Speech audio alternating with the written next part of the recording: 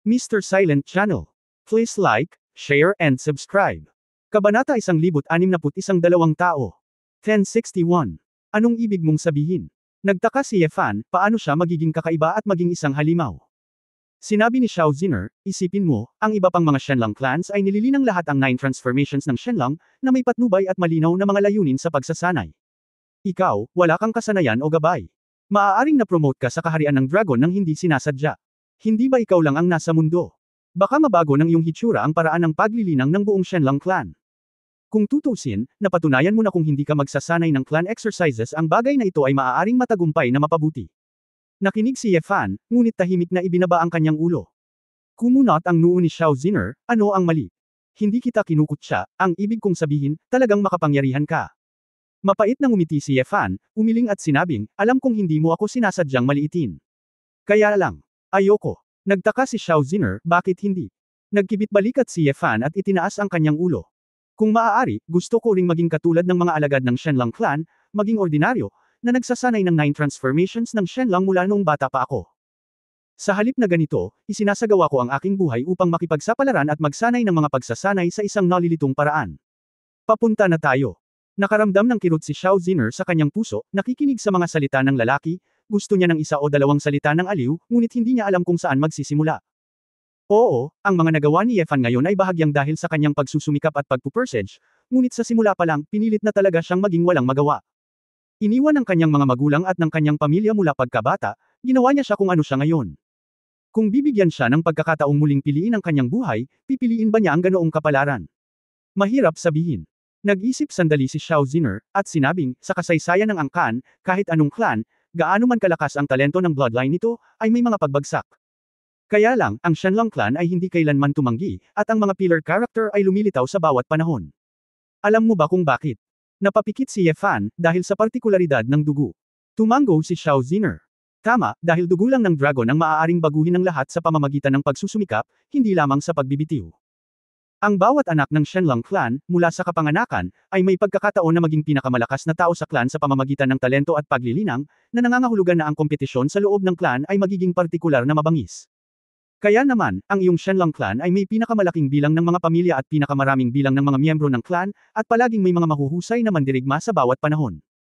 Katulad ng, bago lumitaw ang Diyos ng digmaan, ang iyong Ye clan ay nahulog sa parehong antas ng kasalukuyang Ling clan. Ngunit sa sandaling lumitaw ang Martial God, muling bumangon ang iyong Ye clan. Sa nakalipas na 3 o 400 taon, dinaig ng Ye clan ang orihinal na Overlord Ji clan. Ngunit naisip mo na ba ito? Kung walang sinuman sa mga inapo ng Shenlong clan ang pipiliing lumaban, at lahat ay handang maging isang maliit na ahas, ano ang magiging resulta? Kumunot ang noo ni Yefan, unti-unti niyang naiintindihan, Xiao Ziner ito ang ibig kong sabihin. Sa nakalipas na hindi mabilang na mga panahon, ang mga tao ng Shenlong clan ay palaging nasa isang estado na maaaring bumaba anumang oras. Ang mga ninuno na ito ay talagang dinurog ng ibang mga angkan mula sa kapanganakan. Sa iyong sariling pagsisikap, ang Shenlong clan ay hindi kailanman bumagsak.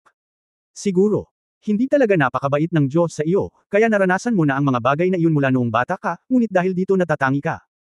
Ang bawat anak ng Shenlong clan ay nagsusumikap para sa kanilang sariling kapalaran mula nang ipanganak. Sa katunayan, mula sa puntong ito, wala kang pinagkaiba sa kanila. Ang dugong dumadaloy sa iyong katawan ay dugo ng maliit na ahas o dugo ng dragon. Nasa iyo ang desisyon. Nabalisa ang puso ni Yefan nang marinig niya ito, oo, ano ang nangyari sa kanya, bakit siya maaawa sa kanyang sarili? Dahil ganito ang kapalaran, maaari lamang itong umahan sa agos, malakas at mahina, mabuti at masama, hindi hinuhusgahan ng labas ng mundo, ngunit nanalo ng sarili. Kahit na ipinanganak ka sa angkan ng Shenlong, mayroon pa ring iba pang mga panggigipit, at hindi lahat ay maaaring maging maayos. Bagamat magulo ang buhay niya, pero pinapaboran din ng Diyos, at least buhay at maayos pa rin siya. Tumango si Yefan at sinabing, Ziner, salamat sa paglutas ng buhol sa aking puso. Ang Ziner na ito ay sumigaw ng pulang-pula ang mukha ni Xiao Ziner. Gayunpaman, hindi tumanggi si Xiao Ziner, kinagat ang kanyang ibabang labi at sinabing, sa totoo lang. Lubos kitang hinahangaan. Sa mga kaedad ng angkan, 2 tao lang ang hinahangaan ko, at isa sa kanila ay ikaw. Hinahangaan mo ako. Nakangiting sabi ni Yefan, bakit? Dahil lang sa mas malakas ako kaysa sa iyo ngayon. Inilibot ni Xiao Ziner ang mga mata sa kanya at sinabing, huwag kang mayabang, ilang taon na tayo, mas magaling ka sa akin ngayon, baka hindi na ako matalo nito sa hinaharap. Ang bloodline ay isang salik lamang na nakakaapekto sa lakas, hindi pa banggitin na ang aming Phoenix bloodline ay nalinang sa sukdulan, at ito ay hindi kailanman magiging mas masahol pa kaysa sa iyong Shenlong bloodline. Nararamdaman ko lang na palagi kang umaasa sa iyo mula noong bata ka pa. Ako, mag-isa, nasa balikat ko ang kapalaran. Maging ito ay paglilinang, o ang pagtatatag ng impyerno, at ang 2 taong banal na digmaan, halos kontrolin ko ang aking sariling kapalaran ng mag-isa. Hindi ko kaya, lahat ng tao sa clan ay tinatrato ako ng mag-isa. Napakahirap ng pakiramdam ko, madalas kong hilingin sa aking lolo at sa iba pa na ibahagi ang panggigipit para sa akin, at hindi pa ako handang harapin ang ilang bagay sa loob ng angkan. Hindi inaasahan ni Yefan na aaminin ito ni Xiao Ziner. Noong mahina ako, hindi ko napigil ang matawa, kung tutuusin, babae ka, at lalaki ako. Tsaka, may mga bagay, dahil wala akong mahanap na ibabahagi, maaari kong ibahagi, tulad ng pamamahala ng organisasyon, babayaran ko para sa mga kapatid. Pinandilatan siya ni Xiao Ziner, mababa ang tingin ko sa mga babae. No, don't get me wrong, hindi ibig sabihin nun. Matigas na ngumiti si Yefan, iniba muli ang usapan, at nagtanong ng may pagtataka, sabi mo ay 2 taong magkasing edad lang ang hinahangaan mo, aling ang kanang iba. Para humanga si Xiao Ziner, dapat may espesyal, mas interesado pa rin si Yefan. May bakas ng hindi pagpayag sa mga mata ni Xiao Ziner, at sinabi niya, may isa pa. Na miyembro din ng Shenlong clan. Hindi mo pa siya nakilala, ngunit nakilala mo ang kanyang ama. Oh, sino? Ang kanyang pangalan ay Ji Hantian, at siya ay Ji Yutang. Anak, sabi ni Xiao Ziner. Naalala ni Yefan, hindi ba tiyuhin ni Ji Yutang Yefeng? So, si Ji Hantian ay pinsan ni Yefeng. Bakit napakalakas ng Ji Hantian na iyon? Tanong ni Yefan. Bumantong hininga si Xiao Ziner at sinabing, ang taong iyon ay isang martial idiot, gagawin niya ang lahat upang maging mas malakas. Walang nakakaalam kung ano ang nasa isip niya, iba ang iniisip niya sa mga ordinaryong tao. 10 taong gulang ako nung ako ay 10 taong gulang. Nakipag-away ako sa kanya, at natalo ako, at pagkatapos ay hindi ko siya nakita. Zinc 6 Gifser 6 Vekaukaxol Noito 4 Fextir 2 or 1 Var 37 Fas 48 Kextol, Aw Shambis 7 Dayof Shamroy 3Q. Ngunit nabalitaan ko na nagsasanay siya ng martial arts sa pag-iisa sa lahat ng mga taon na ito, at hindi siya interesado sa ibang mga bagay, kahit na ang pamilyang G ay bihirang makita pagdating sa kanya, hindi ko alam kung nasaan ito ngayon. Kabanata 1062. 1062. Hindi alam ni Yefan kung tatawa o iiyak, natalo ka sa kanya noong 10 taong gulang ka, kaya hinahangaan mo siya hanggang ngayon. Sa palagay ko hindi ito kasing galing mo ngayon. Masyado kang mag-isip. Hindi ko alam kung anong kaharian ang narating ni Ji Hantian, ngunit tiyak na isa siyang henyo sa mga henyo. Hindi mo pa siya nakikita noon, at hindi mo naiintindihan ang kanyang kakilakilabot. Matigas na sabi ni Xiao Ziner. Hindi inaasahan ni Yefan na ilalarawan ni Xiao Ziner si Ji Hantian bilang, nakakatakot, mukhang may paraan talaga ang lalaking iyon sa paggawa ng mga bagay-bagay. Sandaling natahimik ang dalawa, at sinabi ni Xiao Ziner, babalik ako. Bukas, magsisimula ang World Ancient Wushu Conference ng alas 9 ng umaga, huwag kalimutan.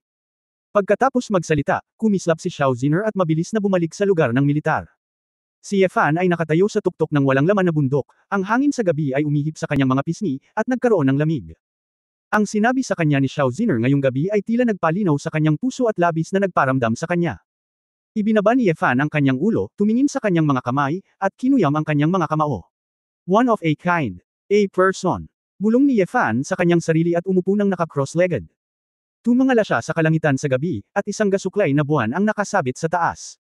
Nag-iisa ka rin. Tumingin si Yefan sa liwanag ng buwan at ngumiti. Maaga pa lang, natukoy na ni Yefan na ayos lang si Su Qingzhou, kaya nakaramdam siya ng ginhawa, at nagplanong magsimulang magsanay gaya ng dati. Pakiramdam niya ay malayo pa sa sapat ang kanyang lakas para protektahan ang lahat ng kanyang minamahal, at marami pa rin siyang potensyal na magtap, at mas marami siyang motibasyon na magsanay. Sa pag-iisip nito, muling nagulat si Yefan. Sa pamamagitan ng pag-uusap ngayon, tila may mas malinaw na iniisip siya tungkol sa kanyang layunin sa espada. Ang layunin ng espada. Pag-aari ko. Natatanging layunin ng espada. Habang bumubulong siya sa kanyang puso, hindi na mamalayan, inabot ni Yefan at hinawakan ang kanyang sword god ring. Ipinikit niya ang kanyang mga mata, nag-concentrate, at sinubukang gamitin ang kanyang mental power na mas malakas kaysa dati para makapasok sa mundo sa loob ng ring. Tila may electric light na kumikislap sa kanyang utak, at ang kamalayan ni Yefan ay muling pumasok sa walang hangganang tigang na lupain na puno ng mga espada. Ang higanteng taluktok na iyon, na nakataas pa rin sa langit, ay hindi nakikita kung nasaan ang tuktok ng bundok. Gayunpaman, kumpara sa huling pagkakataon, ang posisyon ni Yefan ay mas malapit sa bundok kaysa dati, at nakaakyat na siya sa isang mataas na dalasdes. Dahil sa siksik na bilang ng mga espada, nahihilo si Yefan. Naramdaman pa niya na ang bilang ng mga espada dito ay higit sa lahat ng mga espada sa mundo. Sa oras na ito, biglang natuklasan ni Yefan na sa ibaba lamang ng dalisdis, mayroong isang medyo malaking espada na mukhang pamilyar. Talagang malakas na espada. Nalaman ni Yefan na isa ito sa 8 Kings of Yu Swords na ilang beses niyang ginamit. Sinubukan ni Yefan na lumapit sa posisyon ng talagang malakas na espada, inabot ito upang hawakan, at hinayla ang espada pataas. Oo, ang pakiramdam na ito ay talagang isang tunay na espada. Kaagad, tumalikod si Yefan at tumingin sa isang mas mataas na posisyon, isang espada na kumikinang ng maliwanag at mukhang nakakasilaw. Lumapit siya, gustong kunin ang espada at tingnan kung anong klaseng espada iyon. Gayunpaman, nang malapit na siyang pumunta sa mas mataas na posisyon, nalaman niyang may hindi malulutas na pagtutol na pumihil kay Yefan na umakyat. Umakyat. Kinagat ni Yefan ang kanyang mga ngipin at pinilit na kunin ang espada, ngunit ang Sword God Ring ay tila naitaboy siya, at direktang napailing siya. Binuksan ni Yefan ang kanyang mga mata, bumalik sa realidad ang kanyang kamalayan, at natatakpan ng malamig na pawis ang kanyang noo. Tumingin siya sa Sword God Ring nang hindi makapaniwala, at isang ideya ang biglang lumitaw. Hindi kaya na mas malapit sa bundok, mas mataas ang espada, mas malakas ang kaharian na makukuha.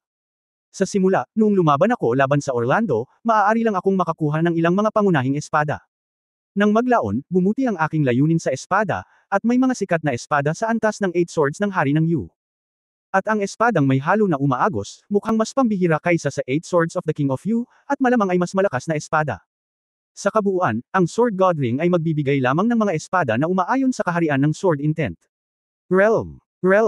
Sumimangot si Yefan, bagamat may mga iniisip siya sa Sword Intent sa pamamagitan ng sarili niyang mga insight sa buhay. Ngunit sa totoo lang, nakapasok na siya sa unang major realm ng Sword Intent sa isang iglap. Ang tibak ng tao, na may espada sa kanyang kamay at espada sa kanyang puso ay palaging nararamdaman na ang gayong pagkakataon ay kulang. Noon, sinabi ni Ling Qingfeng at ng iba pa na malalaman nila sa kalaunan kung ano ang pangalan ng layunin ng espada. Ngunit hindi pa rin pumapasok sa isip niya si Yefan. Ang iyong sariling Sword Intent. Ano ito? Natatakot ako na ang ibang mga eskrimedor ay magiging walang magawa kapag nalaman nila ang pagkabalisa ni Yefan. Ni hindi alam ni Yefan ang kanyang sariling Sword Intent, ang kapangyarihan ng Sword Intent ay nalampasan na ang maraming mature na Sword Intent. Ngunit ang katotohanan ay iyon nga. Iba-iba ang layunin ng espada ng bawat eskrimedor, iba-iba ang lakas, kahit mataas ang kaharian, maaaring hindi ito mas malakas, dahil ang layunin ng espada ng bawat isa ay nakatadhana na magkaroon ng ibang panimulang punto mula sa kapanganakan.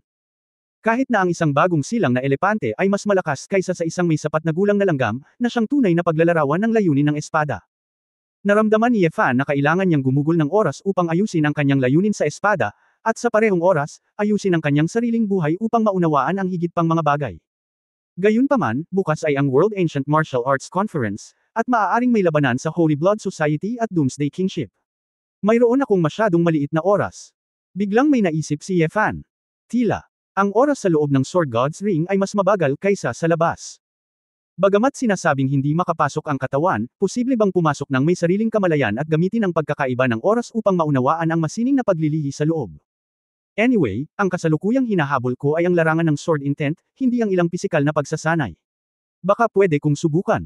Ginawa ni Yefan ang naisip niya, huminahon muli, at hinayaan ang kanyang divine consciousness na pumasok sa Sword God Ring. Ito ay lumipas ang gabi nang hindi ko namamalayan. Si Yefan ay parang estatwa ng bato, nakaupo na naka-cross-legged sa tuktok ng bundok, hindi gumagalaw. Hanggang sa madaling araw, dahan-daang iminulat ni Yefan ang kanyang mga mata, dalawang sinag ng maliwanag na liwanag. Sa oras na ito, sa itaas ng abot tanaw, na matatagpuan sa kanluran, isang maliit na maliwanag na lugar ang nagpapalabas ng mahinang liwanag. Isang ngiti ang lumitaw sa sulok ng bibig ni Yefan, at bumulong siya, ikaw kasi. Ang rehiyong militar ng Beijing ang Great Conference Hall, bago mag-alas 9 ng umaga, ay puno na ng mga mandirigma na elit mula sa lahat ng sekta at sekta sa mundo. Halos lahat ng mahahalagang tauhan ng opisyal at militar ng estado ng SIA ay naruroon, dahil ang krisis na ito ay nauugnay sa panloob na katatagan ng estado ng SIA. Sa rostrum ng kumperensya, si Ye Longteng ay nakasuot ng uniforme ng militar at nakaupo kasama ng ilang matataas na pinuno. Sumimangot siya, tumingin sa kanyang relo, at tumingin sa mga upuan ng manunood sa ilalim ng entablado, kung saan magkasamang nakaupo sina Su Qingzhou at Ling Yue, ngunit wala si Yefan. Sa oras na ito, naglakad si Exi Lin Yuan sa likuran niya. Master, kamusta na? Hindi pa dumarating ang batang iyon. Umiling si Exi Lin Yuan na may mapait na ngiti, Dragon King, sa palagay ko ay talagang ayaw ng boss na sumama. Nasaan si Xiao Ziner? Hindi ba niya hiniling na lumabas si Yefan kagabi? Hindi naman sa hindi mo alam ang ugali ng panganay na babae kaya hindi siya natutuwa na yayain siya para maghanap ng iba, bali hindi na makabalik ang amo ko. Ang negosyo niya. Walang magawang sabi ni Exi Lin Yuan. Itong batang ito. Ano ang iniisip mo? Si Ye Longteng ay mukhang nanlumo at tumingin kay Ye Long Yuan, na ilang upuan ang layo.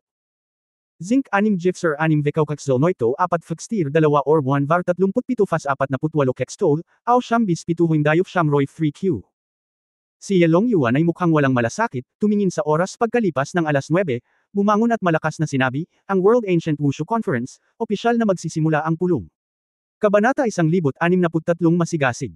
1063. Kasunod ng anunsyo ni Ye Long Yuan, isang serye ng impormasyon tungkol sa Holy Blood Society at Doomsday Kingship ang lumabas sa main screen ng Grand Venue. Hanggang ngayon, dahil ang Doomsday King Power ay tumulong sa Holy Blood Society at nagsimulang magbanta sa loob ng Xia Kingdom, maraming impormasyon na hindi nakikita noon ang dapat isapubliko. Bilang Dragon King, maaari lamang isantabi ni Ye Longteng ang usapin tungkol kay Ye Fan, tumayo at kinuha ang mikropono, at nagsimulang magsalita tungkol sa mga hinaing at hinaing sa pagitan ng angkan, ng mga sinaunang Diyos, at ng Holy Blood Society. Ang mga naruroon ay ang lahat ng matatanda at elite ng mga pangunahing sinaunang martial arts sect sa mundo. Maraming tao ang talagang may alam tungkol sa angkan, kaya hindi sila magugulat. Gayunpaman, nang mabalitaan ko na may kaunting clan elder na maaaring nanirahan sa loob ng daan-daang taon sa Holy Blood Society, naging mas solemn na ang kapaligiran sa lugar ng pagpupulong. Hindi mo kailangang masyadong kabahan, alam din natin na ang angkan ay may hindi maiiwasang responsibilidad para sa kalamidad na ito sa sinaunang martial arts world. Sa makatuwid, higit sa 100 ang mga angkan na pinamumunuan nina Shenlong, Phoenix, Xuanming, at Baiho ay magpapadala ng isang pangkat ng sa dalawang clan masters na hindi bababa sa nagmumuni-muni at higit pa, upang makipaglaban kasama ang mga pangunahing sekta dito. At ang 4 na pangunahing angkan ay magpapadala ng mga elder o masters ng hindi bababa sa Lycan Realm o higit pa upang matiyak na sa tunggalian ng mga masters, hindi sila mahuhuli sa downwind, Ye Longteng said.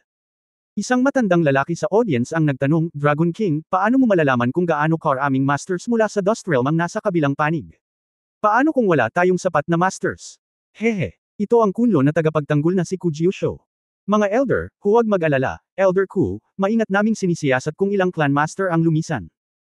Sa paghusga mula sa mga pag-atake ng Holy Blood Society sa buong bansa, ang kanilang mga masters mula sa Dust Realm ay hindi dapat lumampas sa 6 na sikat, at ang mga mandirigma sa Contemplative Realm ay hindi kasing dami natin.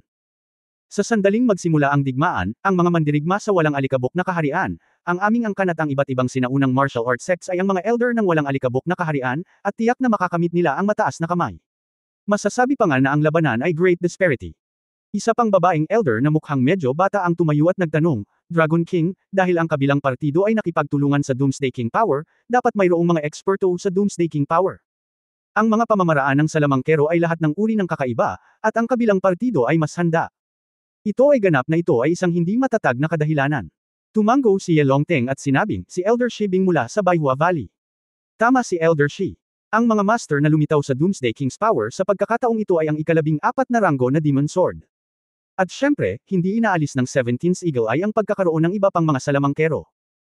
Ngunit sa palagay ko, kung ang kabilang partido ay ang paghahari ng katapusan ng mundo, tayo ay magiging mahiyain at hindi maglalakas loob na talunin sila sa isang iglap, kung gayon ang ating Xia Kingdom na sinaunang martial arts world ano ang mukha. Ang ilan sa mga sinaunang mandirigma sa madla ay tumango, habang ang iba ay hindi sumang-ayon. Ipinikit ni Ye Longteng ang kanyang mga mata at nakangiting sinabi, alam ko, medyo kakaunti ang mga tao na naruroon, at tiyak na iniisip nila sa kanilang mga puso. Malinaw na ito ay isang bagay na binubuo ng iyong angkan, at ang Holy Blood Society ay kadalasang binubuo ng mga anak ng angkan, kaya bakit kailangan ninyong pasanin ang lahat ng ito ng bawat pangkat ng sekta? Sa sandaling ito, lumabas ang mga salita, kakaiba ang itsura ng maraming tao sa eksena, at ganoon talaga ang pakiramdam nila. Sa kanilang opinyon, ang angkan ay dapat na lutisin ang problema ng mag-isa, sa halip na hayaan ng mga mandirigma ng iba't ibang paksayo na lumaban. Dragon King, patawarin mo ako sa lakas ng loob ko, hindi ba dapat responsibilidad ito ng angkan? Tumayo si Liu Yuanqing ng Xuanzhanman at galit na sinabi. Ang kanyang mapurol na salita ay naging dahilan upang tumango ang maraming tao sa audience.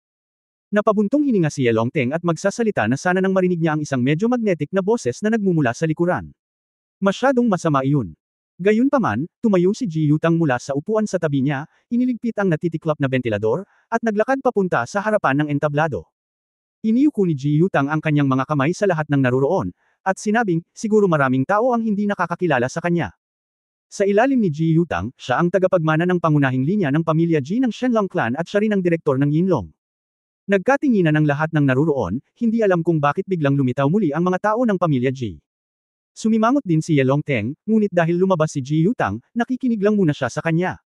Bahagyang ngumiti si Ji Yutang kay Ye Longteng, bilang isang kilos, at pagkatapos ay malakas na sinabi, lahat. Nagrereklamo ka ngayon na ang angkan ay may mga taksil, iniisip na ang Holy Blood Society ay ang lahat ng responsibilidad ng angkan. Ngunit napag-isipan mo na, kung hindi dahil sa angkan sa Tianshan Magic Academy, na nakikipagkompetensya sa ibang bansa, maaari ka bang umiral ng payapa hanggang ngayon? 300 taon na ang nakalilipas, ang aming Shenlong clan, ang martial god ng pamilya Ye, ay may intensyon na labanan muna ang labas ng mundo at patahimikin ang loob. Ginawa ko ang lahat para mabuo ang mga sinaunang Diyos. Para saan ito? Para lang ba sa clan natin? Hindi ito. Pag-isipan ito. Kapag nakapasok na ang mga Western Master na iyon sa teritoryo ng Xia Kingdom, ang unang magdusa ay sino ito? Pagkasabi noon, huminto si Ji Yutang at sinulyapan ang mga taong naroroon, nakitang maraming tao ang nakasimangot at nag-iisip, at pagkatapos ay sinabing nakangiti, oo, sa katunayan, ang mga taong naruroon ang mas malamang na magdusa ng malubhang pinsala. Lahat ng mga sekta at paksayon. Sa panahon ng digmaan, kapag nakaligtas ka, hindi ba ang angkan natin sa likod? Ang mukha ng pakikibaka, ang aming angkan ay walang kapangyarihan at hindi gaanong makontrol. Ngunit sa mundo sa ilalim ng lupa, ang ating mga pangunahing angkan ay palaging sinusubukan nilang lahat ang kanilang makakaya upang mapanatili ang katatagan ng kaharian ng Xia, upang maipagpatuloy ng lahat ng mga sekta at paksayon ng sinaunang martial arts. Maaari mong hipiwan ang iyong konsensya at isipin ito, kung walang hadlang mula sa aming angkan, maaari mong ihinto ang paghahari ng Doomsday paano? Alam mo ba ang tungkol sa mga sakripisyo ng ating angkan sa loob ng libu-libong taon, iyong mga ninuno na tahimik na nagdonate ng kanilang dugo? Matapos marinig ang sinabi ni Ji Yutang, maraming tao ang nahiya. Komplikadong kinusot ni Ye Longteng ang kanyang mga mata, tumingin pabalik kay Ye Longyuan, at pinag-isipan kung puputulan ang mga salita ni Ji Yutang, ngunit umiling si Ye Longyuan at sumenyas na huwag siyang pigilan. Maaari lamang piliin ni Ye Longteng na manahimik. Pagkatapos ng lahat, pinapakilos ni Ji Yutang ang mga iniisip ng lahat sa sandaling ito. Kung sa pilitan siyang nakikialam, talagang napakaliit niya. Gayunpaman, biglang tumalon si Ji Yutang ng ganito at gumawa ng isang mapagbigay na talumpati sa limelight, na nagpabagabag pa rin sa Ye Brothers. Lahat. Sinabi ni Ji Yutang sa malakas at tunay na boses, ang layunin nitong Holy Blood Society at Doomsday King Power na salakayin ng mga pangunahing sekta ay napakalinaw. Gusto lang nilang mag-provoke ng conflict between our clan and your factions, para hindi na tayo siya. Mga kababayan, huwag na tayong magtiwala sa isa't isa. Gaya ng iniisip ng ilang kababayan dito, ang ating angkan ay maaari nang magpadala lamang ng mga amo ng angkan para paalisan ang mga nasa Holy Blood Society at ang Doomsday Kingship.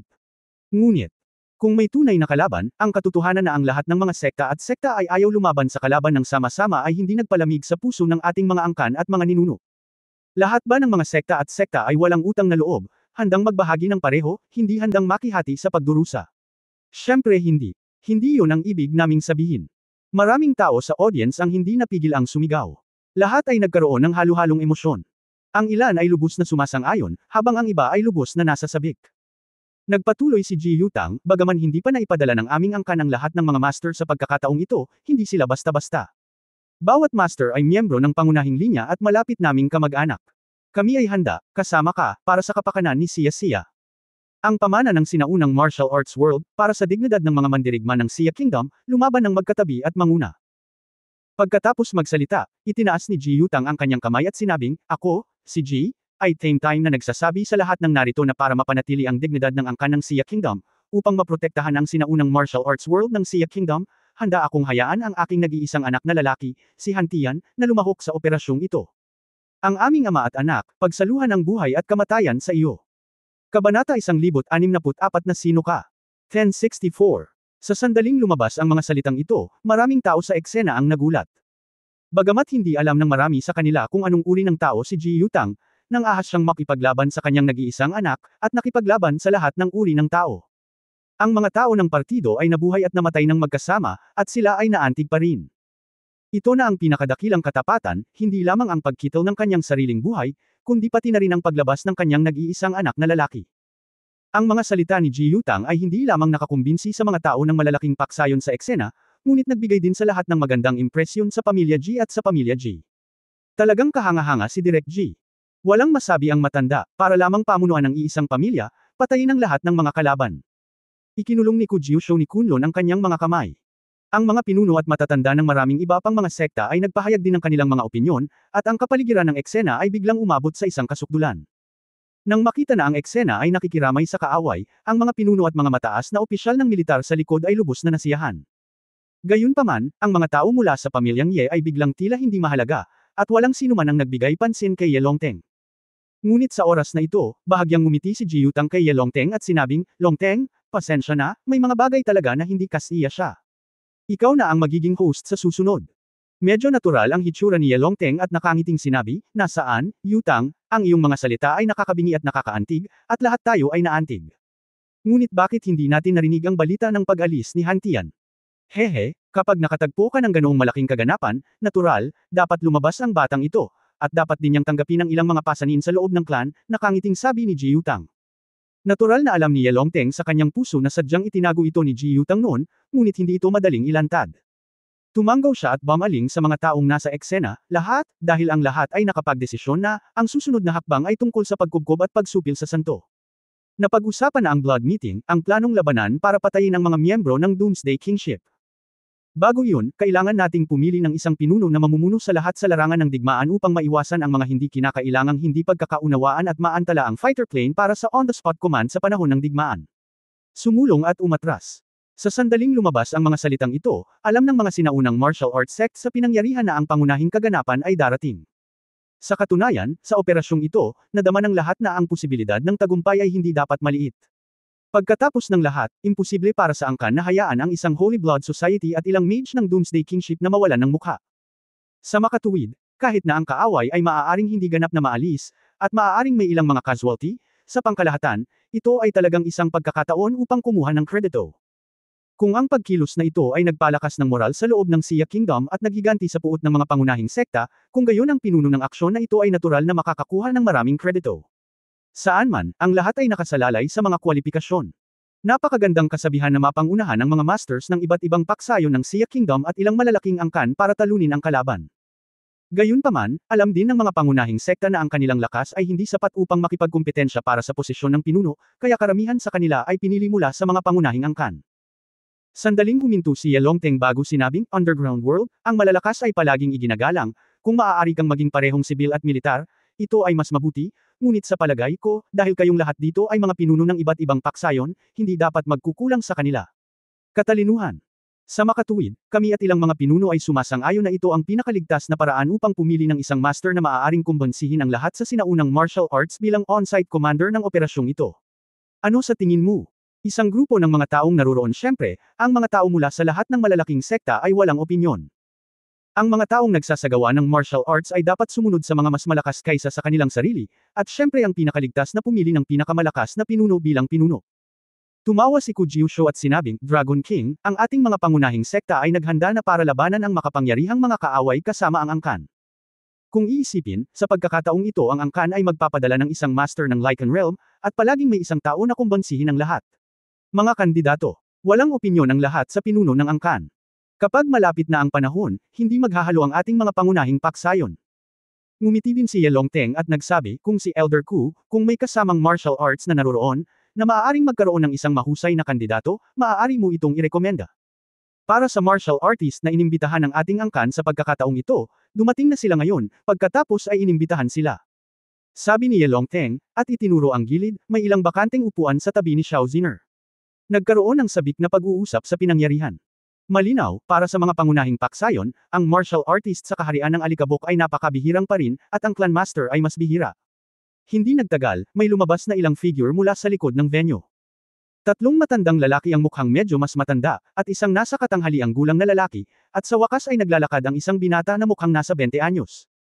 5 lang ang warriors sa kabuuan, pero nang lumabas sila sa stage, tumahimik ang audience. Para sa wala, dahil lamang sa 5 taong ito ay palapit ng palapit, ang lahat ay nakakaramdam ng hindi nakikitang pakiramdam ng pang-aapi, na dahilan kung bakit maraming mga mandirigma ang hindi maglakas loob na magpahangin. Ang tatlong matatandang lalaki, na may mabait na mukha at nakangiting mga mukha, ay lumakad palabas, may ibinubulong, nakatingin sa mga mandirigma sa ilalim ng entablado, at ang kanilang mga mata ay napakalapit. Seryoso ang ekspresyon ng mukha ng lalaking nasa katanghaliang gulang na nakasuot ng pulang damit. Ang huling binata naman, bagamat medyo gwapo ang kanyang mukha, mukhang walang gana, nakasuot ng maluwag na itim na robe, parang hindi pa nagigising, at magulo ang buhok. Kaya lang halos lahat ng mga tao ng clan sa stage ay nakatuon ng atensyon sa binatang ito. Tumingin si Ji Yutang sa binata na may kakaibang pagmamalaki na hindi mate at tago. Nang makaupo na ang 5 tao, nagkataong nakaupo ang binata sa tabi ni Xiao Ziner. Kumunot ang noo ni Xiao Ziner, tumingin sa binata sa tabi niya na may masalimuot na mga mata, at sinabing, Jihan Tian. Hindi ko inaasahan na aalis ka sa hangganan. Ito ay hindi pa nagagawa. Akala ko wala kang interes sa anumang bagay maliban sa paglilinang. Ang binata na si Jihan Tian ay humikab at bamulong ng tamad, narinig ko na ang mga may paghahari ng Doomsday ay magagawa ito. Gusto kong lumabas at makita. Alam ko, dapat may hinahanap ka. Kompetisyon, kung hindi, paano ka magiging interesado sa ganitong uri ng aksyon, tumawa si Xiao Ziner. Si Jihan Tian ay natutulog, ang kanyang ulo ay tila hindi siya kayang suportahan, siya ay pinaikit ang kanyang mga mata at bamulong, ang daming tao. Bakit hindi ka lumaban? Kumunot ang noo ni Xiao Ziner at sinabing, ano ang ikinababahala mo?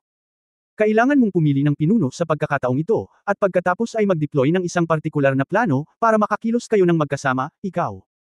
Sinabi ni Xiao Ziner sa kalagitnaan, at nalaman na nahulog si Jihan Tian sa mesa at nagsimulang matulog. Hindi napigilan ng dalaga na sawayin ang tenga ni Jihan Tian sa mahinang boses, Hoy! Nakinig ka ba sa akin? Jihan Tian, bumangon ka na. Bakit? Walang magawang ibinaling ni Jihan Tian ang kanyang ulo, mukhang inaantok na katingin kay Xiao Ziner. Nagtanong siya, ikaw babae, patuloy kang huni, sino ka? Zinc 6 Gifser 6 Vekaw Kexdol Noito 4 Fextir 2 or 1 Var 37 Fas 48 Kextol, Aw Shambi 7Q Katumbas Hoimday. Halos maging berde ang mukha ni Xiao Ziner, naikuyom niya ang kanyang mga kamao at nagngangalit ang kanyang mga ngipin, ikaw. Hindi mo man lang kilala kung sino ako. Nakalimutan mo na kung sino ako. Kabanata 1065 Bakit mo ginagawa ito? 1065. Walang pakialam na sinabi ni Jihan Tian, hindi ka kasing lakas ko, kailangan ba kitang maalala? Ako. Pakiramdam ni Xiao Ziner ay sasabog na siya sa galit, halatang hindi kinuha ng ugali na ito ang kanyang pagkakakilanlan bilang isang Phoenix Girl sa pagtingin dito, ngunit talagang makikita niya na hindi maliit ang gap kay Jihan Tian. Sa desperasyon, si Xiao Ziner ay walang pagpipilian kundi ang pagnangalitan ang kanyang mga pilak ng ngipin, kalimutan mo na ito, ang panganay na miss na ito ay masyadong tamad na makilala ka na parang isang martial idiot. Si Ye Longteng, ang host na nakatayo sa entablado, ay hindi masyadong maganda. Dumating si Jihan Tian, ngunit hindi pa nagpapakita si Ye Fan. Sa kasong ito, gusto mo ba talagang si Jihan Tian ang maging pinuno ng operasyong ito? Dapat mong malaman na ang pinuno na nahalal sa komperensyang ito ay maaaring ituring na kalahati ng Wulan Alliance Leader, na isang malaking karangalan. Kung nakuha ito ni Jihan Tian, nangangahulugan ito na nabawi ng pamilya Ji ang isang lungsod sa Shenlong Clan at tumaas ang kanilang katayuan. Talagang hindi ito ang gustong makita ni Ye Longteng. Mahigpit ang oras, kaya hindi nakapag-alinlangan si Ye Longteng. Sinulyapan niya ang iba pang mga mandirigma mula sa Dust Realm at lihim na sinuri. Si Ye Tian, ang elder ng pamilya Ye, ay talagang junior ng Diyos ng digmaan, ngunit siya ay higit sa 200 taong gulang. Ang lakas ng Lycan entry ay stagnant ng higit sa 100 taon, at hindi ito nakakumbinsi. Si Ying Pingchuan ang elder ng nanalo sa White Tiger Clan. Ang kasalukuyang nagwagi ng White Tiger Clan at ang pamilya Bai ay nakatayo sa pantay na katayuan. Hindi masama ang lakas ni Ying Pingchuan, ngunit hindi ito sapat para kumbansihin ang publiko. Si Zhou Changqing, ang elder ng Zuan Mingzhou family, ay isa ring matandang mukha. Maganda ang kanyang lakas, ngunit siya ay makaluma at mahirap kausapin. Xiao Fengqi. Nagliwanag ang mga mata ni Ye Longteng nang makita niya si Xiao Fengqi na hindi galit at makapangyarihan. Buti na lang at nandito siya, at baka mapisil niya si Jihan Tian. Pagkatapos ng lahat, siya ang pangalawang henerasyong No. Isa na master ng Xiao family ng Phoenix Clan, kaya hindi siya dapat matakot kay Jihan Tian. Kahit na si Jihan Tian talaga ang unang henyo ng Shenlong Clan, bata pa siya, at kahit na ang kanyang cultivation level ay may kukumpara sa Xiao Fengqi, sa totoong laban, hindi ito dapat maging kasing ganda. Sa sandaling naisip niya ito, agad na sinimulan ni Ye Longteng na ipakilala ang ilang martial artist na ito mula sa Dust Realm. Pagkatapos ng pagpapakilala, sinabi niya, personal kong iminumungkahi na si Brother Fengqi ang maging commander ng operasyong ito. Ano sa palagay mo? Ye Longteng pagkasabi noon, natural na hindi masyadong magsasalita ang mga pinuno sa likuran. Hindi naman kasi nila alam ang internal na sitwasyon ng clan. Si Ye Tian, Zhou Changqing, at Ying Pingchuan ay walang anumang mga opinyon. Una, ang lakas ni Xiao Fengqi ay talagang mas mataas kaysa sa kanila, at pangalawa, ang karakter ni Xiao Fengqi ay mas angkop para sa pagiging isang pinuno. Si Xiao Fengqi ay may kalmadong ekspresyon sa kanyang mukha, hindi siya isang taong natatakot sa mga bagay-bagay, at ang kanyang pagmamataas ay hindi nawala sa sinuman, kaya sinabi niya, napakagalang ni Brother Longteng, dapat gawin ni Fengqi ang kanyang makakaya. Sa sinabi na, tila naayos na ang mga bagay tulad nito. Kahit na ang Lycan martial artist sa entablado ay hindi umimik, at ang mga tao mula sa sinaunang martial arts sect sa ilalim ng entablado, syempre, ay walang problema. Sa sandaling ito, tumayo si Ji Yutang, tiniklop ang pamaypay sa kanyang kamay, at sinabing, "Sandali lang, sabi nga sa kasabihan, hindi ka umiiwas sa mga kamag-anak." At may naisip si Gina, sa mga tuntunin ng lakas ng sinaunang martial arts, hindi nangangahulugang matatalo si Wenzi Hantian kay Kuya Fenki. Sa sandaling lumabas ang mga salitang ito, nagkaroon ng maraming Saturday sa loob at labas ng entablado. Naamoy ng lahat ang amoy ng pulbera. Malinaw na ang pamilyang Ji at ang kanilang anak ang humamon sa pamilya Ye at sa pamilya Xiao. Agad namang idinagdag ni Ji Yutang, "Huwag mong intindihin ang lahat, kaawa-awa ang puso ng mga magulang sa mundo, anak ako tulad ni Hantian. Ang batang ito ay laging nahuhumaling sa mga sinaunang martial arts, at hindi gaanong pinapansin ang ibang mga bagay, kaya kailangan kong banggitin ito mula sa gilid. Point.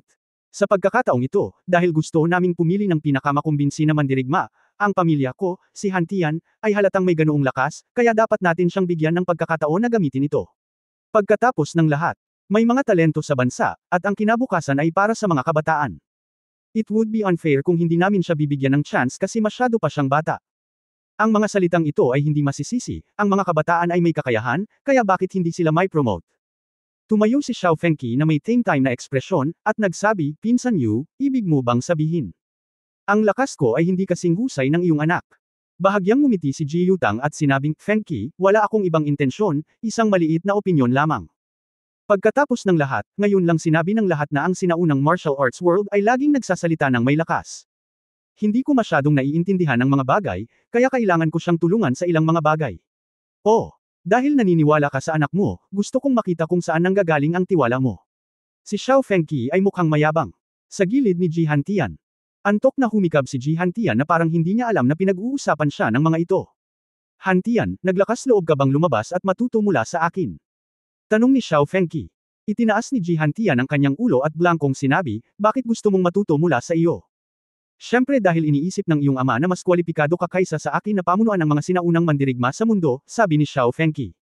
Medyo naiinip na sabi ni Ji Hantian, "Pero hindi kita kalaban. Kung aawayin kita, pwede ka pang umidlip. Matagal na akong hindi nakatulog. Ikaw, anong sabi mo?" Xiao Fengqi sa hindi inaasahang pagkakataon, siya ay direktang minamaliit ng isang junior. Dapat mong malaman na kahit na ang mga kapantay, maging ang mga matatanda, ay hindi pa nakakakilala ng kahit sino, at naglakas loob na tingnan siya ng masama si Xiao Fengqi. Sa kanyang edad, ang pagkakaroon ng ganoong cultivation base at kakayahan ay talagang isang henyo na walang isa sa 1,000. Sa clan, maliban kay Xiao Ziner, isang phoenix ng tadhana, walang kasing talino sa kanya. Si Xiao Fengqi ay nag-aapoy sa galit, at naglabas siya ng pamimilit, na naging dahilan upang makaramdam ng hingal ang maraming sinaunang mandirigma na naruroon. "Tito, hindi makapagsalita ang lalaking ito. Hindi ka dapat magalit dito." Nang makita ito, mabilis na tumayo si Xiao Ziner para pigilan siya. Malamig na sumangot si Xiao Fengqi at sinabing, "Ji Hantian. Lumabas ka. Tingnan kung mabuti kung magkakaroon ng ibang martial artist ang iyong Shenlong clan." Ngumiti si Ji Yutang at sinabing, "Kuya Fengqi, huwag kang magalit, kami Hantian ay hindi lang paano ka na lang magsalita. Hantian, hindi mo ba laging gustong subukan ang iyong kamay dito? Ang iyong tiyuhin na si Fengqi ay ang unang tao sa ikalawang henerasyon ng pamilya Xiao. Dapat humingi ka sa kanya ng payo." Si Ji Hantian ay may mapurol na tingin. Ang kanyang mukha, at bamulong, "Gusto ko talagang lumaban, hey, well, anyway, mas kawili-wili ito kaysa makinig sa inyo." Pagkatapos magsalita, dahan-daang umalis si Ji Hantian sa kanyang upuan at lumabas ng stage. Pumunta, at pagkatapos ay lumakad patungo sa labas ng Great Hall. Lumipad palabas si Xiao Fengqi mula sa isa pang pinto ng may mabilis na pag-swipe. Nakikita na ang dalawang Lycan martial artist. Talagang gustong makipagkumpetensya sa isa't isa, ang mga sinaunang martial artists sa venue naturally, sila ay labis na nasasabik, at lahat ay nagmamadaling lumabas ng conference hall na may malaking interes. Lumabas ang lahat, at natural na lahat ng nasa entablado ay hindi uupo at maghintay, kasama ang lahat ng mataas na antas na executive, ay lumabas para tingnan kung ano ang nangyayari. Halos wala na ang lahat, lumapit si Yelong Yuan kay Yelong Teng, nakasimangot at sinabing, "Pangalawa, bakit mo ginagawa ito?" Kahit na tumanggi si Ye Fan na ipakita ang limelight, si Ji Yutang ay hindi maaaring payagang magtagumpay, sabi ni Yelong Teng sa mahinang boses pagkatapos nito, humakbang siya at lumabas. Kabanata 1066. Sa labas ng 1066. Venue ay isang bukas na lugar ng pagsasanay, na kadalasang ginagamit ng isang malaking bilang ng mga sundalo, kaya ito ay higit sa sapat para sa paligsahan sa pagitan ng dalawang sinaunang mandirigma. Sa ilalim ng maingat na mga mata ng isang malaking bilang ng mga sinaunang mandirigma at matataas na opisyal ng Xia Kingdom, si Jihan Tian at Xiao Fengqi ay nahiwalay sa isa't isa. Tara, junior ka, hayaan mo muna akong lumipat. Ang nagniningas na pulang phoenix na sayaw ni Xiao Fengqi ay namamalagi na sa kanyang katawan. Magkahiwalay man sila ng halos 100 metro, ramdam nila ang isang uri ng mapang-ipong puwersa, na nagpaparamdam sa mga manunood na iniihaw ang kanilang mga laman loob. Ang presyon ng mga mandirigma mula sa alikabok ay talagang pambihira. Sa pagtingin pa lang, pakiramdam ko hindi ako mananalo. Bulong ng isang grupo ng mga mandirigma, at may mga taong nalulungkot na hindi na sila makakapasok sa lugar na iyon habang buhay. Naghihintay para sa kaharian, ang ilang mga tao ay puno ng mga inaasahan. Nakatayo roon si Jihan Tian habang nakakross ang mga kamay sa harap niya, pero relaxed ang mukha niya. Kahit na mas gising siya kaysa sa inaantok na hitsura kanina, tamad na tamad pa rin siya. Sigurado ka bang gusto mo muna akong lumipat? Tanong ni Jihan Tian. Gusto mo bang sabihin ko sa pangalawang pagkakataon? Ngumuso si Xiao Fengqi. Napabuntong hininga si Jihan Tian, okay. Sa sandaling bumagsak ang mga salita, biglang sumambulat ang mga mata ni Jihan Tian sa dalawang kinang na parang gintong apoy. Walang tunay na pagbabago sa enerhiya, ngunit mayroong isang malakas at walang kapantay na espiritual na presyon na kumalat mula sa katawan ni Jihan Tian. Umuungol. Gitling. Sa isipan ng daan-daang tao sa pinangyarihan, isang marilag na dagandong ang lumitaw na parang isang auditory hallucination. Hindi ko alam kung bakit, sa kaibuturan ng puso ng maraming tao, ang isang likas na pakiramdam ng takot ay nagsimulang lumitaw. Si Jihan Tian sa kanyang harapan ay malinaw na hindi gumagalaw, ngunit ang kanyang anyo ay naging napakahusay. Tila ito ay isang pakiramdam ng pang-aapi mula sa isang species hanggang sa mga species, na ginagawang mahirap para sa maraming mga mandirigma na naruroon na suportahan ito ng mas matagal. Pagkatapos lamang ng ilang segundo, may ilang mga mandirigma sa eksena, nakadapa sa lupa at pinagpapawisan ang lahat, o nakaluhod sa isang tuhod sa lupa, na parang sumuko kay Jihan Tian sa di kalayuan. Dragon, Long Wei. Nilunok ni Yelong Teng ang kanyang lalamunan, namutla ang kanyang mukha, at bang ulong, kuya. Nabasa ko ito ng tama. Sumimangot si Yelong Yuan at tumango, hindi mali. Ito ang Dragon. Prestige, bukod pa rito, napag-aralan ko ito ng mahusay. Si Ye Tian, ang elder ng Ye Clan, ay nagtuwid din ng kanyang balbas at sinabi, si Jihan Tian ay isang henyo. Gumising sa kaharian ng Jiaolong. Ito ay lumabas na ito ay ang kapangyarihan ng dragon mula sa dugo ng dragon. Ito ay talagang malakas. Kahit na ang isang sinaunang mandirigma ng parehong antas ng paglilinang ay maaaring makaramdam na sila ay nasa gulo, bulalas ni Bai Yishuang ng Hidden Dragon. Tinanong ni Xiao Fengshan ang kanyang anak na may pag-aalala, Ziner. Ano ang pakiramdam mo? Buong pagmamalaking sinabi ni Xiao Ziner, Tatay, kung natatakot ako sa kanyang dragon power, ituturing pa ba akong Phoenix Girl? Okay, ikaw okay lang kung hindi ka natatakot, medyo gamaan ang pakiramdam ni Xiao Fengshan nang makitang hindi gaanong apektado ang kanyang anak, ito ay nagpapatunay na talagang kayang labanan ng Destiny Phoenix si Long Wei. Ngunit si Xiao Ziner ay hindi natatakot, ngunit ang ibang mga tao ay mukhang pangit. Maraming mga mandirigma kahit sa larangan ng konsentrasyon ay nanginginig ang kanilang mga binti. Hindi naman sa gusto nilang matakot, ngunit ang mapang-ipong puwersa ng ganitong uri ng superior ay likas na nakakatakot, mahirap makayanan. Para itong isang kuneho na likas na matatakot kapag nakakita ng batang leon, kahit na halos magkasing laki ito. Nang makita ang eksenang ito, nagniningning ang mga mata ni Ji Yutang, at puno ng pagmamalaki ang kanyang mukha bilang kanyang ama. Ang gusto niya ay ang epektong ito, at sa sandaling lumabas si Jihan Tian sa hangganan, magiging blockbuster siya. Pagkatapos ng araw na ito, malalaman ng lahat ng angkan sa sinaunang martial arts world ng buong Xia Kingdom na ang numero 1 henyo ng Shenlong Clan ay si Jihan Tian. Bagamat ang Ye Clan ay mayroon na ngayong presensya ni Ye Wuya, ang martial god, dapat ay mayroon pa rin siyang kalamangan, ngunit sa loob ng 100 taon, mahirap itong sabihin. Dati, si Jihan Tian ay umaatres, para pigilan din ang kanyang gilid. Ngayon na si Jihan Tian ay puno ng mga pakpak, at sa gayong pampublikong hitsura, kahit na gusto ni Ye Shi na supalin o sirain ito ng palihim, imposible. Dahil ang lahat ay nagbigay pansin kay Jihan Tian, kahit na ang Diyos ng digmaan ay hindi pala kaibigan kay Jihan Tian, siya ay makikita ng libu-libong mga mata. Ang paglalagay kay Jihan Tian sa spotlight ay ang pinakamahusay na proteksyon para sa kanya. Sa sandaling ito, si Xiao Fengqi, na nakatayong pinakamalapit kay Jihan Tian, ay natural na nakaramdam ng pinakamalakas na pressure. Siya ay isang sayaw ng phoenix na may tunay na enerhiya, at siya ay tila medyo nakaunat, at nagbabago ng husto. Bagamat naramdaman na niya ang lakas ni Jihan Tian, si Xiao Fengqi ay hindi isang taong madaling umamin ng pagkatalo. Ang iyong tiwala ay Long Wei. Ito ay walang iba kundi iyon. Malamig na ngumuso si Xiao Fengqi. Napabuntong hininga si Jihan Tian at sinabing, ang iyong puso ay nasa gulo na, at ngayon ako ay gagawa ng hakbang, ikaw ay matatalo sa 100 galaw. Maaari kang pumunta at subukan. Malakas na sumigaw si Xiao Fengqi, ngunit medyo lumakas ang loob niya. Nagpout si Ji Hantian, na parang wala siyang magawa sa katigasan ng ulo ni Xiao Fengqi. Okay then. Nang kumilos na si Ji Hantian, nakita niyang kumunat ang kanyang noo, na para bang may natuklasan siyang kakaiba. Biglaan.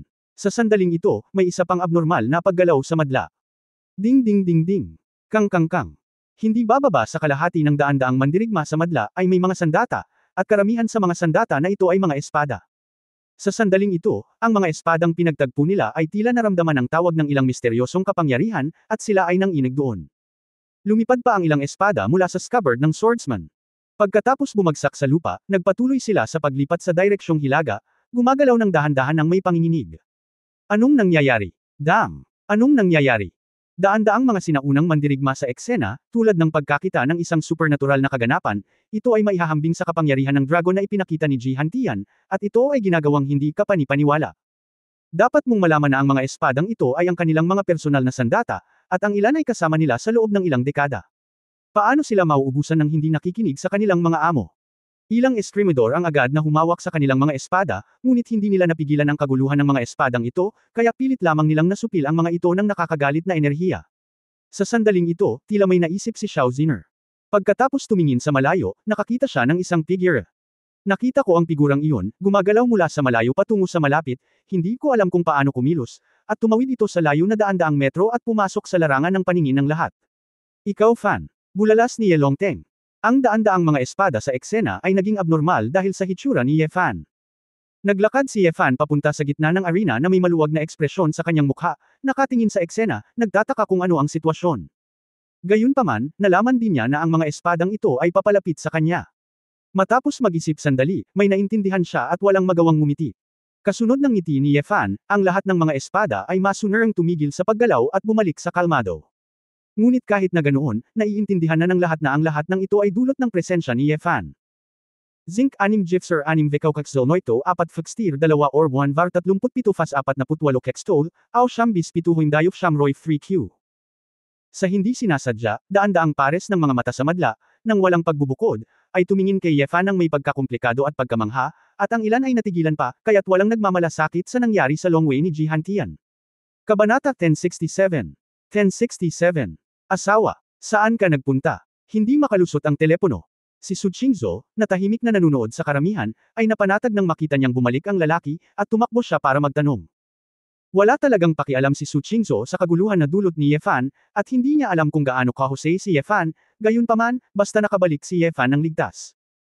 Hindi pinansin ni Ye Fan ang daan-daang mga mata na nakatingin sa kanya sa eksena, at ngumiti nang humihingi ng tawad. Asawa, pasensya na, wala na sa kuryente ang telepono, at nasa ilang, kaya hindi ito ma-charge. Don't tell me clear pag naubusan ka na, sobrang tagal na ng mga tao sa'yo. Galit na bulalas ni Su Qingzhou.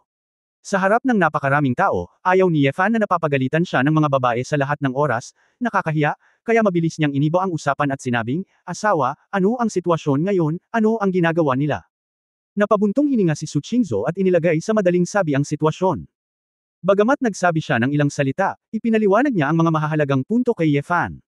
Nalaman ni Ye Fan na ang binata na nakaitim ay ang Ji Hantian na sinabi ni Xiao Ziner, at medyo naintindihan niya. Hindi nakakagulat na sinabi ni Xiao Ziner na siya ay isang out-and-out henyo. From the current point of view, itong si Ji Hantian talaga ang nakita niya. Sa edad na ito, bukod sa kanyang sarili, isa siya sa pinakamalakas na sinaunang mandirigma, higit pa kaysa kay Xiao Ziner. Ang susi ay nagawang kontrolin ni Ji Hantian ang long way, bagamat wala itong epekto kay Ye Fan, na mayroon ding long way. Oh, ibig sabihin hindi pa nagsisimula. Tanong ni Ye Fan.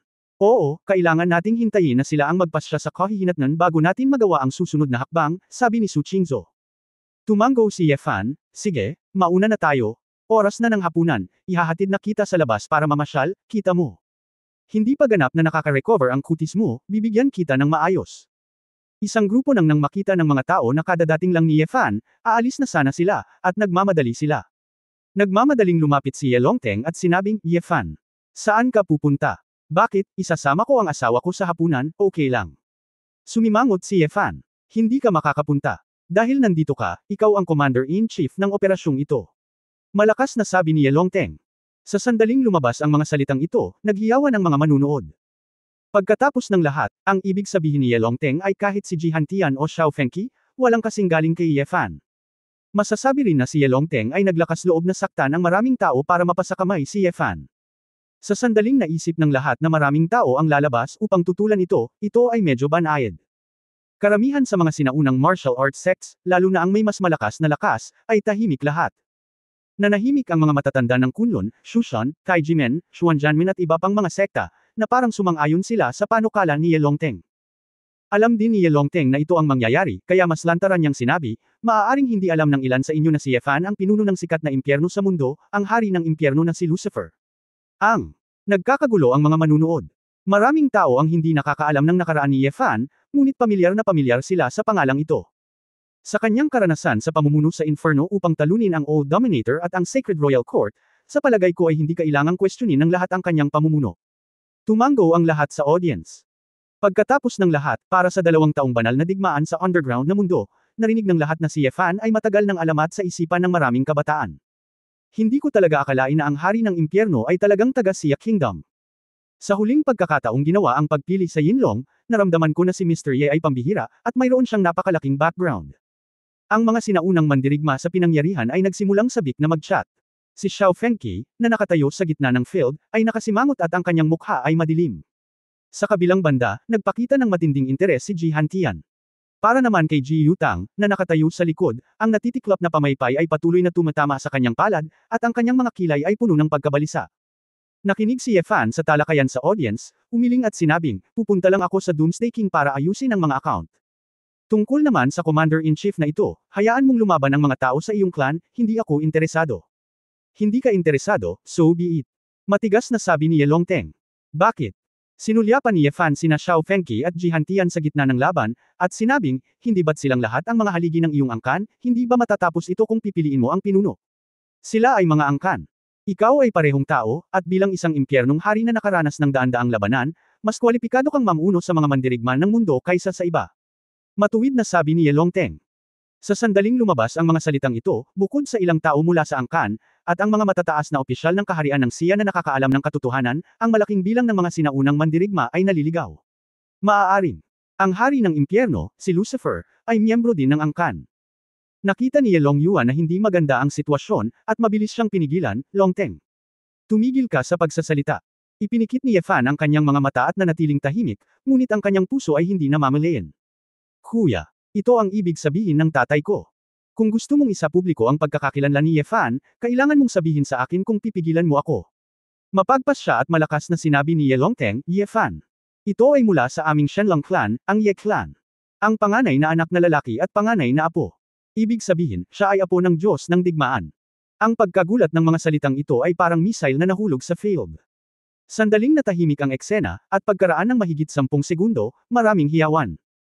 Ang mga mata ni Ji Hantian ay kumislap, na parabang siya ay ganap na nagising, at isang ngiti ang lumitaw sa gilid ng kanyang bibig. Tulala si Ye Fan. Hindi niya alam kung ano ang naramdaman niya nang bigla siyang nagbago mula sa isang inabandunang anak tungo sa panganay na apo ng pamilya Ye na lantarang pinapasok. Tanggapin man niya ito o hindi, mula ngayon, ituturing siya ng lahat bilang miyembro ng pamilyang Ye. Ang apo ng Diyos ng digmaan ay isa ring matapang at maparaan na hari ng impyerno, kaya wala akong opinyon sa pinunong ito, natatawang sabi ni Ling Qingfeng. Si Hu Lishan, ang elder ng Taijimen na nakahawak sa mga hita ni Ye Fan, ay tumalon at sumigaw, kami. Si Taijimen ay umakyat at bumaba at ganap na suportahan si Young Master Ye Fan. Tama na yan. Sinusuportahan din ng ating Xuanjian sect si Young Master Ye Fan. Ang matandang lalaki na dating may kaunting pakikipagkaibigan kay Ye Fan ay sumigaw din sa sandaling ito, umaasang maakit ang atensyon ni Ye Fan. Sa loob ng ilang panahon, isang malaking bilang ng mga sekta sa larangan ang nagsimulang suportahan si Ye Fan bilang pinuno. Sa oras na ito, isang boses na hindi masyadong magkatugma ang nagsabi, siya kaya ang anak ng babaeng hari ng katapusan ng mundo.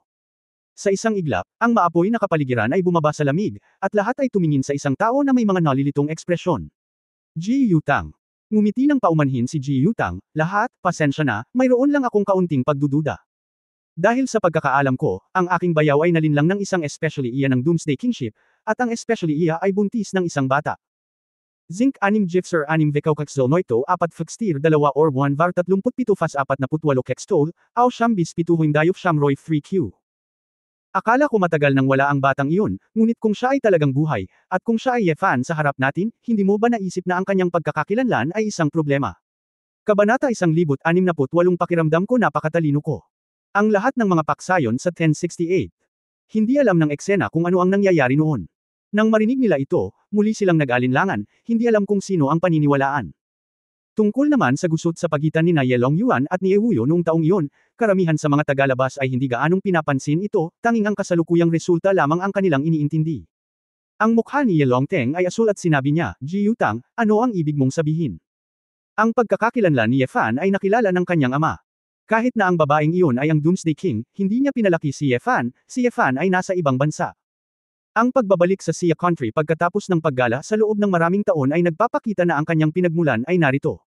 Longteng, huwag kang magalit, ako ay isang nakababatang kapatid na lalaki upang humingi ng hustisya para sa aking kapatid na babae. Sinabi ni Ji Yutang na may makatarungan at marangal na pananalita, ayoko, isang anak ng isang hari ng katapusan na especially iya ang pumasok sa aming angkan at naging isang time bomb. Kahit na aprubahan siya ng Diyos ng digmaan, ang buong angkan ay hindi ang Diyos ng digmaan lamang, at ang Diyos ng digmaan ay hindi isang arbitraryong tao. Bukod pa, kung ang kanyang biolohikal na ina ay lilito sa panig ng Doomsday King at haharapin siya, maaari ba siyang maging walang awa at maging kaaway ng kanyang biolohikal na ina? Ito mismo ang inaalala ng maraming tao, pagkatapos ng lahat, ang dugo ay mas makapal kaysa sa tubig, kung ang biolohikal na ina ni Ye Fan ay nasa kaharian ng katapusan ng mundo, hindi ba napakadelikado para sa kanya na maging commander ng operasyong ito? Nagmamadaling ipinaliwanag ni Ye Longteng sa lahat, huwag mag-alala, ang Doomsday King Power ay nagpadala ng 2 master para patayin si Ye Fan, ngunit naitaboy sila ni Ye Fan at muntik nang mapatay ang isa sa mga master. Doomsday matagal nang itinuring ng Royal Party si Ye Fan bilang isang tao sa ating panig, at si Ye Fan ay gumawa na ng maraming kredito para sa ating Xia Kingdom, at hinding-hindi niya ipagkakanulo ang sarili niyang bansa. Sinabi ni Ji Yutang, Longteng, ito ay nasa isip mo lang. Gusto ko talagang itanong, ano ang tingin ng sikat na impyernong haring ito, Ye Fan, sa kanyang sarili? Kung maipapahayag niya ang kanyang pagpayag sa harap ng napakaraming tao, para sa kapakanan ng ating Shenlang clan at para sa kapakanan ni Xia Guo, buhay at kamatayan, sa tingin ko. Sa paghatol ng lahat ng nasa eksena, natural mong maririnig ang katotohanan at ang mali. Sa sinabi nito, ang tingin ni Ji Yutang ay nakatutok kay Ye Fan ng mapaglaro. Ikaw, hindi nagkaimik si Ye Longteng. Hiniling ng mga tao kay Ye Fan na aminin ang kanyang posisyon, na talagang okay.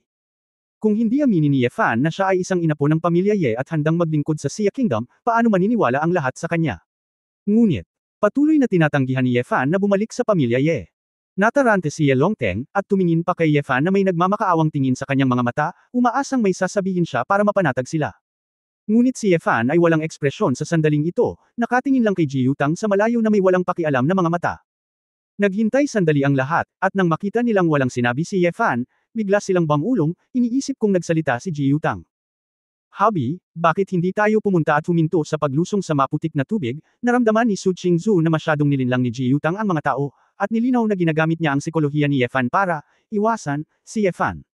Pero kung tutuusin, miyembro sila ng Shenlang clan.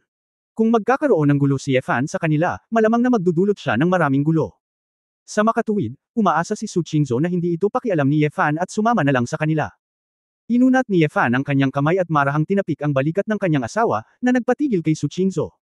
Kaagad, humakbang si Ye Fan at naglakad patungo kay Ji Yutang. Si Ye Fan ay hindi mabilis na naglalakad, ngunit bawat hakbang ay tila nakakatama ng drumbeat sa puso ng lahat. Napakagaan ang loob ni Mingmeng Ye Fan, ang mga ulap ay magaan at ang hangin ay magaan, ngunit ang presyon ay napakatindi na ang isang grupo ng mga sinaunang mandirigma ay hindi makahinga. Naramdaman ni Ji Yutang na palapit ng palapit si Ye Fan sa kanya, at hindi niya maiwasang makaramdam ng pagkagulo. Sa pilitan niyang binuksan ang folding fan at bahagyang pinapaypayan para mabawi ang kanyang kalituhan, at pinilit ang sarili na mahinahong sabihin sa kanyang sarili na si Ye Fan ay hindi nang ahas na saktan siya. Huwag kang manggahas. Nang lumapit si Ye Fan sa kanya, mahinahong ngumiti si Ji Yutang at sinabing, Ye Fan, talagang hinahangaan kita, ngunit para sa iyo. Tumahimik ka. Direktang pinutol ni Ye Fan ang mga salita ni Ji Yutang. Ang dalawang salita ay maikli, ngunit sila ay parang 1,000 piraso, at sila ay mapagpasyahan. Ang mukha ni Ji Yutang ay biglang naging sobrang pangit, ang ngiti sa kanyang mukha ay matigas, at ang kanyang mga kamay ay nagsimulang manginig. Ang ganitong uri ng nakakatakot na mapang-epong puwersa ay mararamdaman lamang niya na nakatayo ng napakalapit sa harap ni Ye Fan. Ang binatang ito, anong kaharian ng lakas mayroon siya? Sa tingin mo ba napakatalino mo? Ngumisi si Ye Fan at sinabi, una, hinimok mo ang iyong pamangkin, si Ye Fang, na magdulot ng gulo at kawalang galang kay Miss Ling, ginawa siyang bastard, at pagkatapos ay tinuruan niya siya hanggang sa siya ay mapatalsik. Pagkatapos, samantalahin ang kumperensyang ito upang piliin ang iyong pinakamamahal na anak, at hayaan siyang maging tanyag sa buong mundo, upang magkaroon siya ng payong ng katanyagan. Mula ngayon, para siya na ang maging pinakamainit na henyo ng Shenlong clan, kahit na makita ng mga tao ng Ye clan hindi mo siya madaling mahawakan kahit na hindi ka komportable, tama ba? Namutla ang mukha ni Ji Yutang, at pinilit niyang tumawa, hindi ko alam kung ano ang sinasabi mo. Speaking of Fenger, ikaw ang some irony too, ikaw at siya pagkatapos ng lahat, sila ay magkapatid sa ama, ngunit ako ang sinisisi mo. Wala akong pakialam sa sasabihin mo. Natural na malalaman ng mga nakakaintindi kung totoo ba o hindi ang sinabi ko. Sabi ni Ye Fan, na sinulyapan ang lahat sa angkan. Si Ye Longyuan at Ye Longteng ay parehong may mga masungit na mukha. Sa katunayan, hindi nila mas malinaw na ang lahat ng ito ay nasa likod ni Ji Yutang.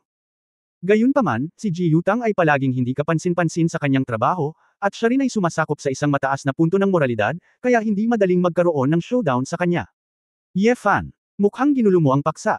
Umaasa kami ngayon na maipahayag mo ang iyong posisyon. Nakangiting sabi ni Ji Yutang. Tindig. Malamig na liwanag ang sumili sa mga mata ni Ye Fan, at sa sumunod na segundo, bigla niyang itinulak ang kanyang palad sa dibdib ni Ji Yutang. Bang! Parang sandbag ang buong katawan ni Ji Yutang. Siya ay itinulak pabalik-balik at lumipad palabas ng higit sa 10 metro, at diretsyong gamulong sa lupa.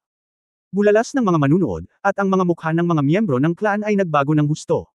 Naglakas loob talaga si Ye Fan na salakayin si Ji Yutang. Ang pangunahing punto ay ang paglilinang ni Ji Yutang ay hindi mahina.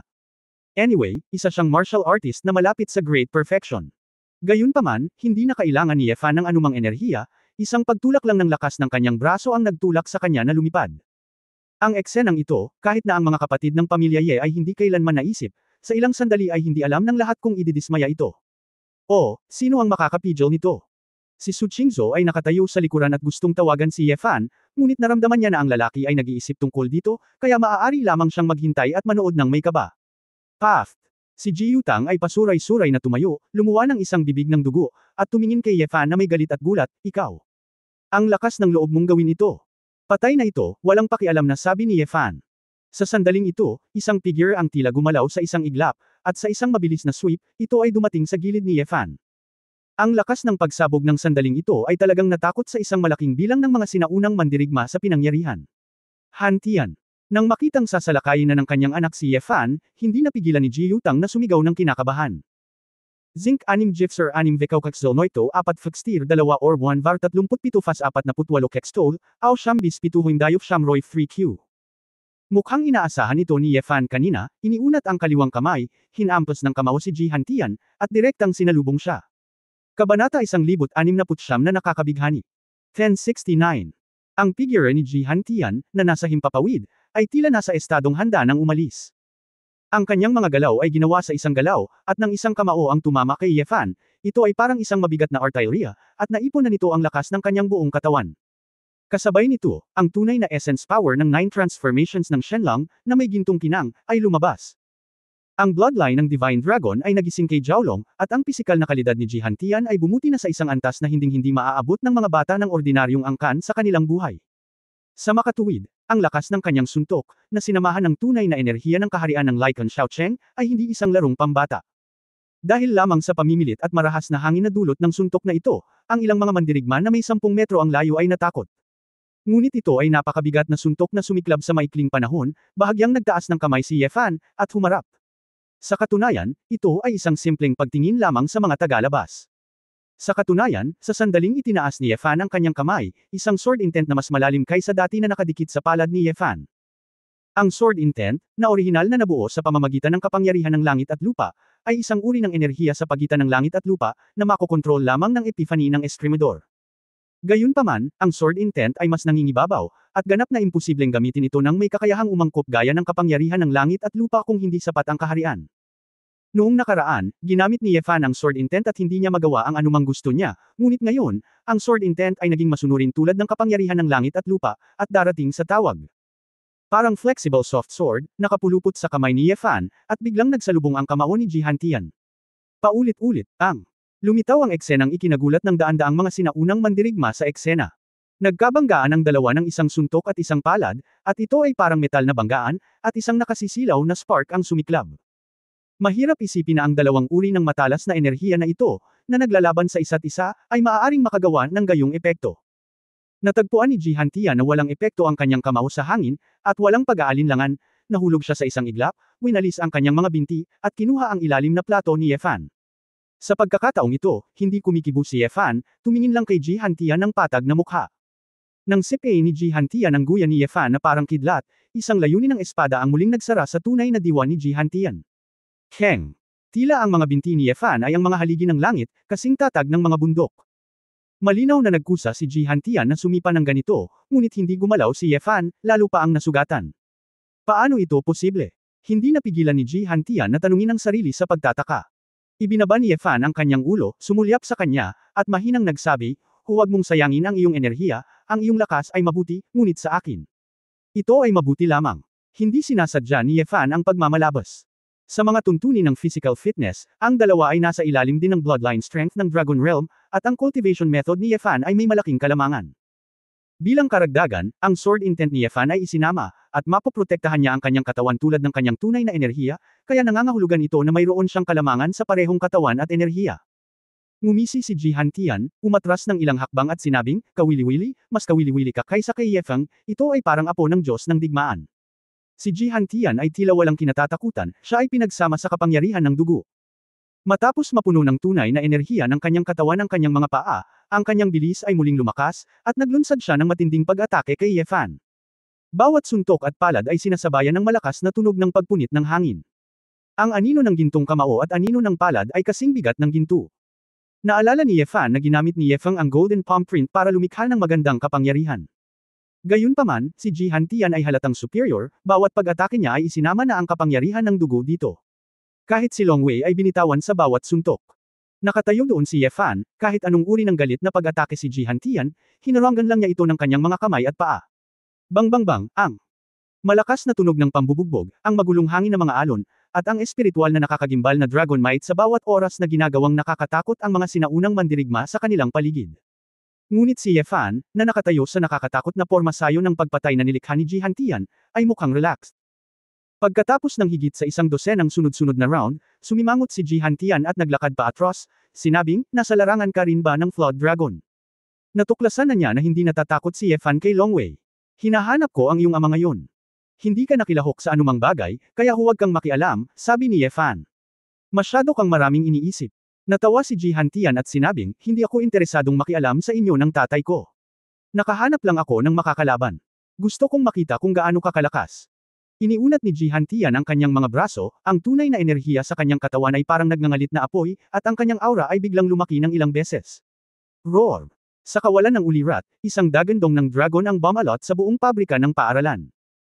Isang grupo ng mga sinaunang mandirigma ang lahat ay namutla, at maging si Xiao Fengqi ay hindi sinasadyang umatras ng 100 hakbang, dala ang isang pagsabog ng True Chi upang labanan.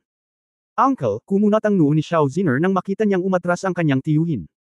Tumalikod si Xiao Fengqi na may ayaw na mukha, at ulong, Ziner. Mayroong dalawang halimaw sa Shenlang clan, kailangan mong magtrabaho ng husto. Kinagat ni Xiao Ziner ang kanyang mga ngipin at malinaw na tumango. Nararamdaman niya kung gaano kadismaya at masakit na si Xiao Fengqi, na pangalawang henerasyong master ng pamilya Xiao, ay kaharap ang ikatlong henerasyong mga anak ng dalawang Shenlang clans, ngunit hindi man lang kwalipikadong lumaban. Ang Shenlang clan ay may martial god, at ito ay halos higit sa lahat ng clans. Ngayong nakagawa na ang nakababatang henerasyon ng ganoong dalawang, halimaw, kung hindi magtatrabaho ng husto ang Phoenix clan, natatakot ako na talagang palaki ng palaki ang agwat. Sa oras na ito, si Ji Hantian ay nalubog sa kaguluhan at kagalakan ng labanan. Dragon Roar.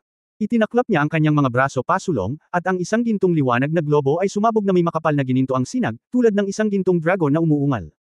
Nakita na rin ni Yefan si Yefeng na gumawa ng ganitong hakbang, ngunit kumpara sa Dragon Roar ni Ji Hantian, ang hakbang ni Yefeng ay tila, dragon stick lang. Si Yefan ay hindi nang ahas na magmalasakit ng labis, pagkatapos ng lahat, ito ay isang natatanging kasanayan na magagamit lamang ng nagising na bloodline ng Shenlang clan sa isang tiyak na lawak.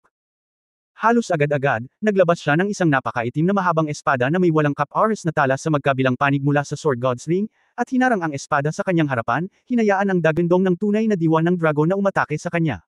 Boom! Ang gintong dragon ay umungal, ngunit sa sandaling nakatagpo nito ang napakaitim na mahabang espada sa harap ni Yefan, naputol ito sa dalawang bahagi sa isang marupok na sandali. Para bang ang agos ng tubig ay sumasalubong sa isang bato, hindi ito makaagos pasulong, maaari lamang itong mahati sa magkabilang panig. Ang mga lumilipad na ibon ay lumangoy, hawakan ang talim nito na parang hiwa. Ang mahabang espadang ito na tumatagos sa tunay na diwa ay eksaktong Xuanjian sword, isa sa 8 espada ng hari ng Yu. Zinc 6 Gifser 6 Vikaw Kaxil Noito 4 Fixtir 2 or 1 Var 37 Fas 48 Q Shamroy 3Q. Ngunit ang mga tao sa eksena ay walang ideya kung bakit may dagdag na espada si Yefan sa kanyang kamay, dahil nawala si Jihantian sa larangan ng digmaan. Kabanata 1070 ipinapangako ko sa iyo. 1070. Habang ang karamihan sa mga tao ay nagtataka pa rin kung ano ang sitwasyon, ang ilang mga eksperto ay hindi malay na tumitingin sa langit. Nakita kong tumalon talaga si Jihantian sa langit sa maikling sandali lang. Ang taas ng higit sa 100 metro ay hindi nangangahulugang nakamit lamang ng magaan na kakayahan, at ang kanyang pisikal na lakas ay talagang kamangha-mangha.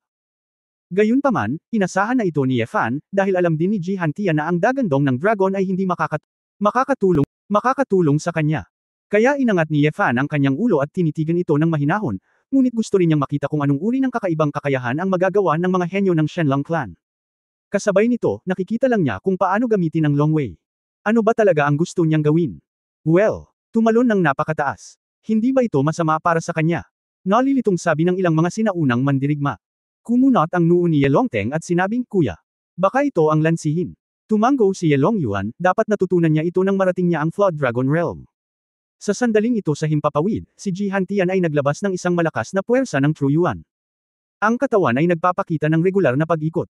Kaagad pagkatapos nito, ang tunay na diwa ay tulad ng pagbuo ng isang malakas na bagyo, na bumabagsak mula sa langit, at ang bilis ay pabilis ng pabilis.